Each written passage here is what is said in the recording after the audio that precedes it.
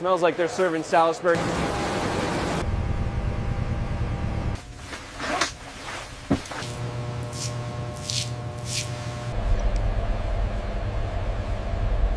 "5,000 sailors, one floating city, 17,000 meals cooked every single day.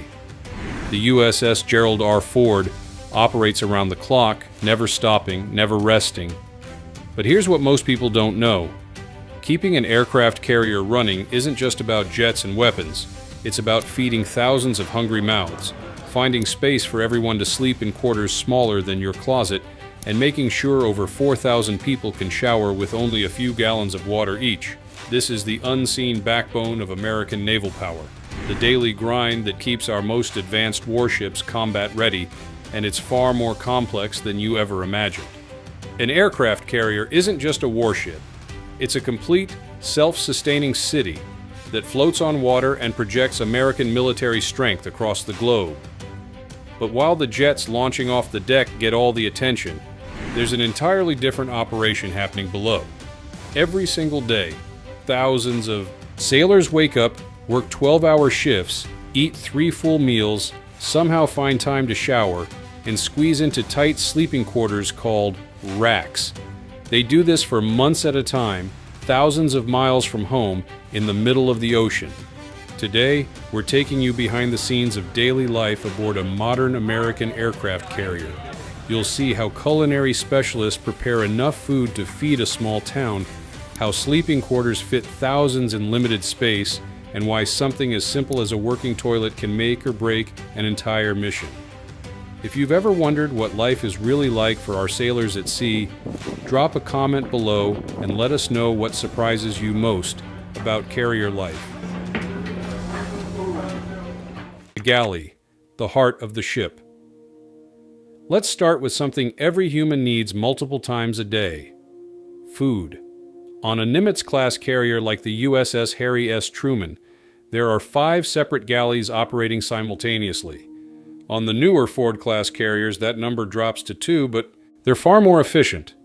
Either way, the mission is the same: feed over 5,000 people, 3 meals a day, plus a midnight meal called mid-rats for sailors working overnight shifts. Do the math. That's more than 17,000 meals prepared, cooked, and served every single day. And it all happens in kitchens that operate 22 hours a day. The only time the galleys shut down is from 2 in the morning until 5, and even then, there are other food options available. The scale is mind-blowing. In a single day, the galley crew might cook 1,600 pounds of chicken. They'll go through 160 gallons of milk. 30 cases of cereal disappear at breakfast. 350 pounds of lettuce get turned into salads every single day, without fail. Behind this operation are the Navy's culinary specialists. These aren't just cooks throwing frozen dinners in a microwave. These are professionally trained sailors who manage equipment most civilian kitchens would envy. We're talking about 80-gallon kettles that can cook soup for hundreds, industrial grills that can handle over 100 pieces of meat at once, mixers the size of a person, ovens that run continuously for days. And here's something most people don't realize: the food is actually good. The Navy knows that morale depends heavily on quality meals. Sailors work exhausting shifts in challenging conditions. A hot, satisfying meal isn't just fuel, it's a morale booster. It's a connection to home. That's why the menus rotate on a 21-day cycle, offering variety and including special favorites like Taco Tuesday and themed meals on holidays. The logistics of keeping these kitchens stocked is massive. Every 7 to 10 days, a supply ship pulls alongside the carrier in what's called underway replenishment. They transfer anywhere from 400,000 to 1 million pounds of food. That's 500,000 pounds of supplies being moved from one ship to another, while both are moving through the ocean. When the ship is fully stocked, it's carrying about $3.5 million worth of food. But here's the reality. As the days pass between resupply missions, the fresh food runs out. Lettuce wilts. Fruit disappears. The culinary team shifts to canned and dried alternatives. Sailors can tell exactly how long it's been since the last resupply just by what's on their plates.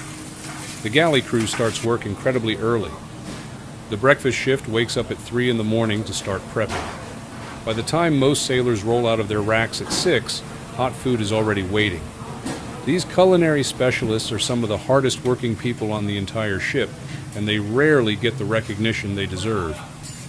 Now, feeding 5,000 people is impressive, but where do all those people sleep when their shifts end?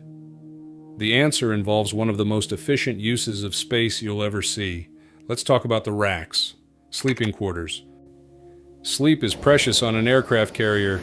Shifts run around the clock. Jets launch and land at all hours. The ship never stops. So when a sailor finally gets to hit the rack, they need to fall asleep fast, even if the world around them is still loud and busy. Here's what that sleeping space actually looks like. Enlisted sailors share berthing compartments with anywhere from 40 to 100 other people. The beds, called racks, are stacked 3 high. Each rack is about 77 inches long and 27 inches wide. For comparison, a standard twin bed is 39 inches wide. So you're getting significantly less space in the ceiling. There's barely enough room to sit up. Each sailor gets a thin foam mattress, usually around 3 inches thick, for junior enlisted personnel. Chiefs get 6-inch mattresses, and officers get even better arrangements. Storage is minimal. There's a small locker next to the rack and sometimes a coffin locker underneath where sailors store everything they own while deployed. Privacy, almost non-existent. Sailors hang curtains around their racks to block out light and create a small sense of personal space. These curtains are essential because the berthing areas are lit 24 hours a day. Someone is always awake, always moving through the compartment. The noise is another challenge. There's the constant hum of machinery, the thunder of jets launching off the deck above, and the sounds of dozens of other sailors talking and moving around.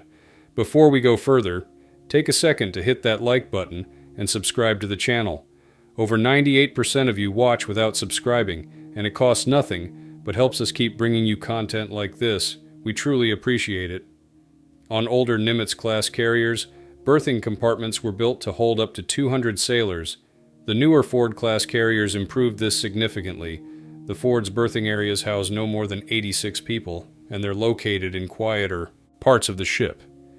The Ford also separates the lounge areas from the sleeping areas, so sailors playing video games don't disturb those trying to rest. Each berthing compartment has an adjoining head, which is Navy terminology for a bathroom. This means sailors don't have to get fully dressed just to use the toilet or take a shower. On older ships, sailors had to walk down passageways to reach the nearest head, and that meant getting dressed even for a quick trip in the middle of the night. Officers have it better.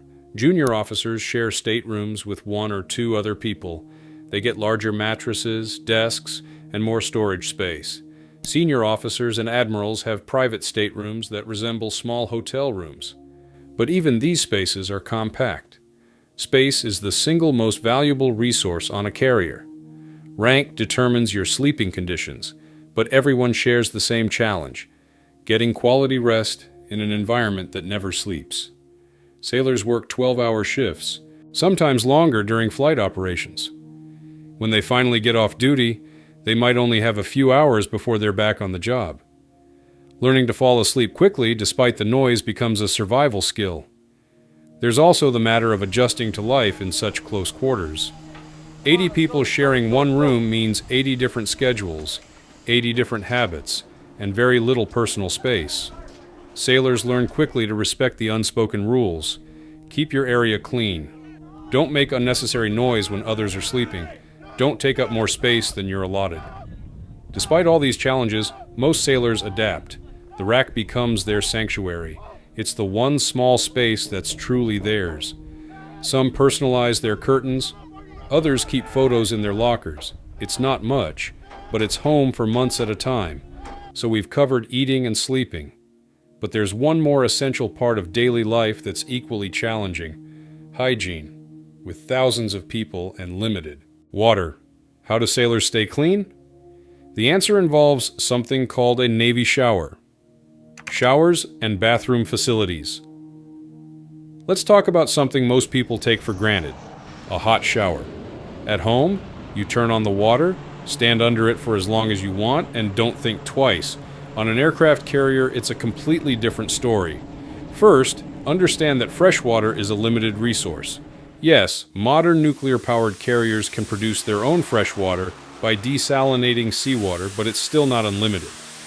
The ship has to balance water needs for drinking, cooking, cleaning, firefighting, and showers. That's why sailors are taught the Navy shower method. Here's how it works. You step into the shower and turn on the water. You wet yourself down as quickly as possible, then immediately turn the water off. You soap up and scrub while the water is off. Then you turn the water back on just long enough to rinse off, and you're done. The entire process takes about 3 minutes, and you use roughly 3 gallons of water. For comparison, a normal 10-minute shower at home uses about 60 gallons. Each berthing compartment typically has 3 to 4 shower stalls. That means 80 to 100 sailors are sharing those few showers. There's no time to relax. You get in, you get clean, you get out. And you do it fast because there's always a line of people waiting. The bathroom facilities, or heads, are equally utilitarian. A typical enlisted head has 3 to 4 toilets, a couple of urinals, and those few shower stalls. Everything is made of metal and designed for durability. There's no luxury here. It's functional and nothing more. And here's where things get interesting. The newest carrier, the USS Gerald R. Ford, made a controversial design choice. It's the first carrier in the fleet to feature entirely gender-neutral bathrooms. That means no urinals. Every bathroom on the Ford uses only seated toilets and stalls. The Navy's reasoning was flexibility. By making all heads gender-neutral, they can quickly reassign berthing areas between male and female sailors without needing to modify the bathrooms.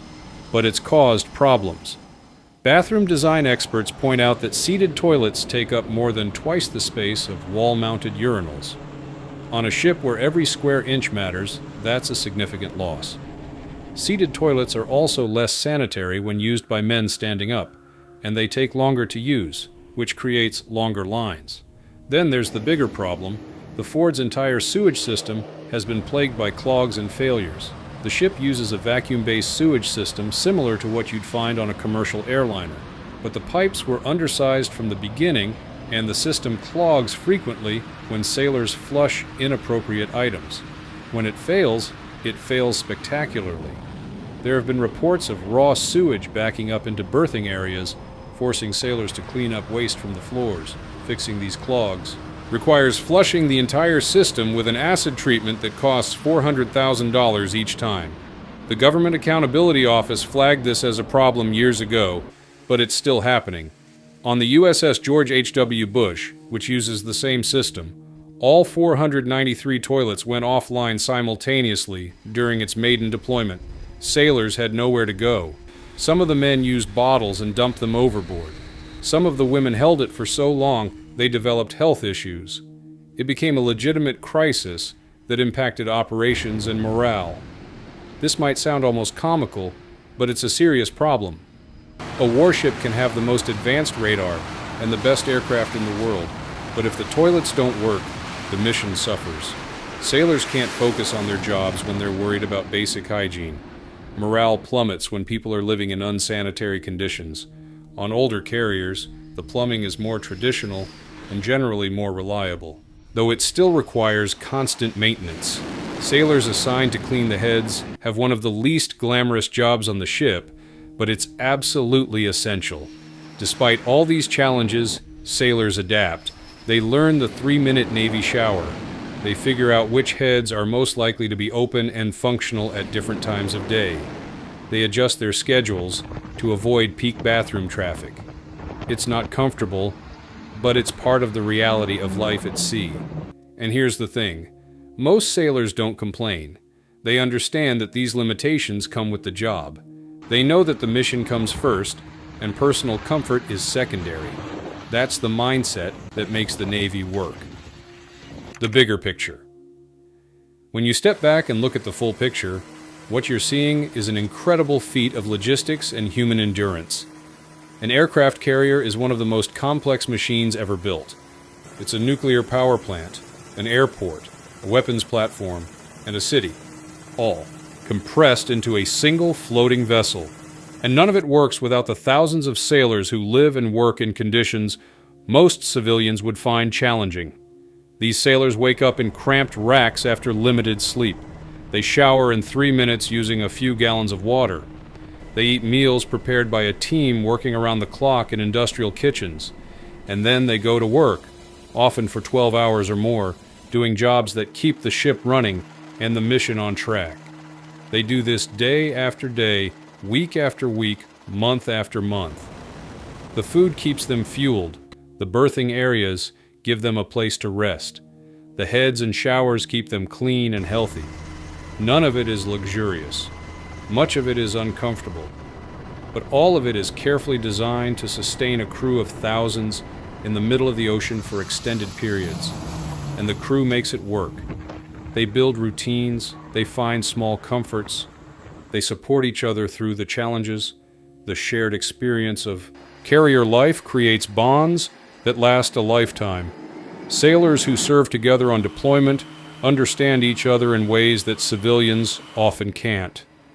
The Navy continues to improve these systems with each new class of carrier. The Ford-class ships have better berthing layouts, quieter spaces, and more efficient galleys. Future designs will likely address the plumbing issues and further improve quality of life, but the fundamental reality won't change. Carrier life will always require sacrifice, adaptation, and a willingness to put the mission above personal comfort. What makes this even more impressive is the age range of these sailors. Many of them are in their late teens or early 20s. They're fresh out of high school, and suddenly they're living in one of the most demanding environments imaginable. They're working jobs with real responsibility, operating equipment worth millions of dollars, and doing it all while living in a space smaller than most people's closets. For those watching who served or have family who served, you understand this reality. You know what it takes to make a deployment work. You know the sacrifices these sailors make, not just in combat, but in their daily lives. The next time you see footage of an aircraft carrier launching jets or patrolling international waters, remember what's happening below deck. Remember the culinary specialists cooking thousands of meals. Remember the sailors catching a few hours of sleep in their racks. Remember the engineers keeping the plumbing functional and the water flowing. These are the people who make American naval power possible. They don't get the headlines, they don't get the glory, but they are absolutely essential. And they deserve recognition for the work they do and the conditions they endure to keep these massive ships operational. Conclusion. The daily routine on an aircraft carrier is a constant cycle of eating, working, sleeping, and repeating. It's not glamorous, it's often uncomfortable. But it's the reality for thousands of American sailors serving around the world right now. They wake up in tight quarters, grab a quick shower using minimal water, head to the galley for a hot meal, and then go to work keeping one of the most powerful weapons platforms on Earth fully operational. The logistics behind feeding, housing, and caring for 5,000 people on a single ship are staggering. It requires planning, efficiency, and constant maintenance. It requires sailors willing to adapt to difficult conditions and make the best of challenging situations. And it requires a level of teamwork and mutual support that most civilian workplaces will never achieve. These sailors are the backbone of the United States Navy. They keep the carriers running. They keep the missions on track. They represent American strength and resolve in every ocean on the planet.